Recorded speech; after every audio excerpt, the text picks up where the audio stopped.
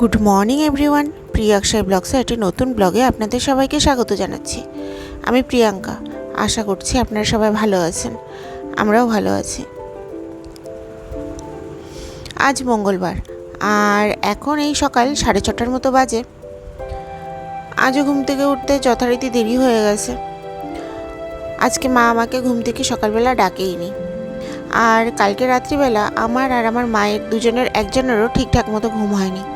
তার কারণ, একে তো কালকে আমাদের দুজনেরই শরীর খারাপ ছিল, তার মধ্যে পৃথ্বীবাবুর ঘুমোতে ঘুমোতে রাত্রিবেলা 1টা-1:30 তো বেজেই গেছে। তারপর আমাদের খাওয়া দাওয়া করে বিছানায় যেতে যেতে প্রায় 2টো বেজে গেছে। তারপর আবার মশারির ভেতরে একটা মশা ঢুকে পড়েছিল। তো যথারীতি পৃথ্বীবাবু একটা পায়ে কামড়েছে, আর পৃথ্বীবাবুর ঘুম থেকে উঠে পড়েছে। আর কিভাবে যে মশাটা ঢুকেছে জানি না, আমি তো অন্যান্য দিন চেক করেই রাখি, কিন্তু কালকে যদিও বা শরীরটা খারাপ লাগছিল, আমি নিজেও হয়তো একটু কেয়ারলেস ছিলাম। তো মশাটা ভালোই ওকে কামড়েছে, আর ও আর মোটেই ওই বিছানায় শুতেই চাইছিল না। তারপর মায়ের ঘর থেকে এসে ওকে যথারীতি দুলোতে তারপরে ঘুমিয়েছে। তো আমাদের এই ঘুমোতে ঘুমোতে ওকে বিছানায় রেখেছে 3টের সময়, তারপরেও একটু পরপর উঠে পড়ছিল। আমাদের ওই ঘুমোতে ঘুমোতে 4টে-4:30 বেজেই গেছে। তারপর আবার মা 5:30টার মধ্যে ঘুম থেকে উঠে পড়েছে, আর আমার 6:30টার সময় ঘুম ভেঙে গেছে। আমি উঠে এই ছাদে চলে এসেছি কাজ করতে। মাকে বলেছিলাম যে আমাকে ডেকে দিও, কিন্তু মায়ের হয়তো মনে হয়েছে যে না, আর একটু ঘুমোক। আজকে যথারীতি এই গাছগুলোতে ফুল অনেক কম ফুটেছে। অন্যান্য দিনের তুলনায় আজকে যদিও বা গরমটা কম আছে, কিন্তু বেশ ভালো কিন্তু গরম পড়েছে, আর বেশ ভালো রোদও উঠেছে দেখছি। আর এই গাছগুলো কেমন যেন একটু ঝিমিয়ে ঝিমিয়ে গেছে। আর এই যে দেখুন, এই পদ্মফুল গাছটাতে আজ 2 দিন যাবৎ বেশ ভালোই কিন্তু পদ্মফুল ফুটছে। বেশ ভালো বলতে, কালকে একটা ফুটেছিল আর আজকেই আর একটা ফুটেছে।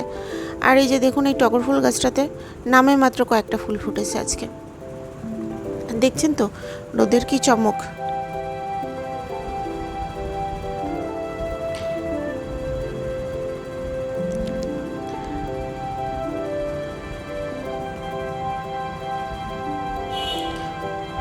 আর এই যে আমি আমার সমস্ত কাজ কমপ্লিট করে স্নান সেরে ঠাকুর ঘরে চলে এসেছি পুজো করতে। আর এখন এই সকাল 8টার মতো বাজে। মা আজকে বাজারে যাবে। তো আমাদের এখানে বাজার, এই কাছেই বাজার আছে, ছোট ছোট কয়েকটা বাজার। তো ওই বাজারে যেতে গেলে 8:30টার সময় যেতে হয়। 8:30 বা 8:30টার একটু আগে গেলেও হয়, একটু পরে গেলেও হয়, কিন্তু 8টার সময় গেলে সে বাজারটা ঠিকঠাক মতো খোলেই না। তো মা যেদিন এই বাজারে যায় সেদিন আমি 8টা 8:30টার মধ্যে কমপ্লিট করে ফেলি সব। আর এই যে এটা আমার দুপুরবেলার লাঞ্চ। 2 রকমের ডাল আছে, কালকের কিছুটা ডাল ছিল, আর আজকের মা মসুর ডাল করেছে পেঁয়াজ দিয়ে। আর এই হলো উচ্ছে ভাজা আর কাতল মাছ ভাজা, আর মাছের তেল ভাজা আছে সামান্য, আর ভাত। আজকে আর দুপুরবেলা এর থেকে বেশি কিছু মাকে করতে না করেছি।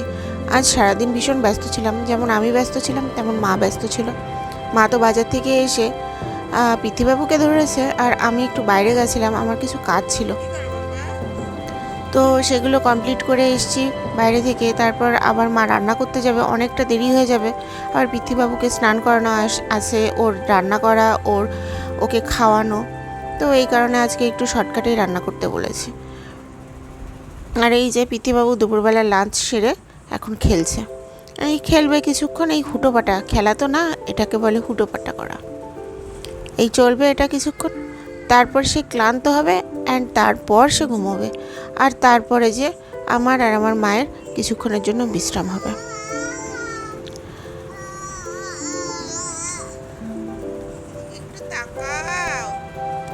আগে তো পৃথ্বীবাবু একরকম ছিল, যে একটা নির্দিষ্ট জায়গার মধ্যে সে সীমাবদ্ধ থাকতো, আর এখন যেটা হয়েছে এটা সেটা ধরে দাঁড়িয়ে পড়ছে। তো এর ফলে না বারবার করে ধাপ ধাপ করে পড়ে যায়, আর মাথাতে চোট পাওয়ার একটা চান্সেস থাকে। এখন মনে হয় যে আরও যত বড় হচ্ছে তত মনে হয় আরও রিস্ক বেড়ে যাচ্ছে। যদিও বা আমাকে অনেকেই বলেছিল যে একটু বড় হোক, তখন তুমি একটু শান্তি পাবে, কিন্তু এখন মনে হচ্ছে যে না, ও যত বড় হচ্ছে তত আমার শান্তি ঘুচে যাচ্ছে। আর যাই হোক, আজকে তাহলে এই পর্যন্তই রাখছি। আমার এই চ্যানেলটিকে আপনারা অবশ্যই সাবস্ক্রাইব করবেন, আর ভিডিওটি ভালো লেগে থাকলে একটি লাইক করে দেবেন। সবাই ভালো থাকবেন, সুস্থ থাকবেন। আবার কথা হবে আরেকটি নতুন ব্লগে। ততক্ষণের জন্য টাটা।